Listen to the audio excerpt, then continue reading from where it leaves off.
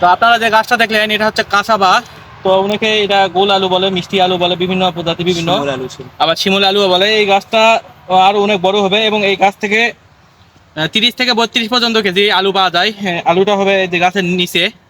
তবে এটা প্রাথমিক পরীক্ষামূলকভাবে আমাদের ভাই লাগাইছে, তো ভবিষ্যতে এটা কীরকম হবে আর পরবর্তীতে রিভিউ আমরা নিয়ে আসবো। তবে গাছটা অনেকটা সুন্দর, কিছুটা এই যে বাংলাদেশি শিমুল আছে না, শিমুল, ওই শিমুল গাছের মতন আবার এক ধরনের বন জঙ্গলে পাওয়া যায়, এক ধরনের ওই যে বাবুল ফুলানোর মতন ওই গাছের মতনই কিছুটা দেখতে। তবে এই গাছের পাতাটা সফট আর গাছ যথেষ্ট সুন্দর এবং এই গাছের গোড়ায় যথেষ্ট পরিমাণ আলু হবে বলে আশাবাদ দিদিনি।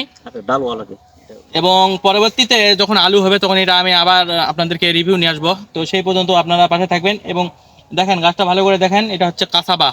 তো তখন আমি আপনাদেরকে আবার ভালো করে রিভিউ দেবো, সেই পর্যন্ত সাথে থাকবেন। ধন্যবাদ।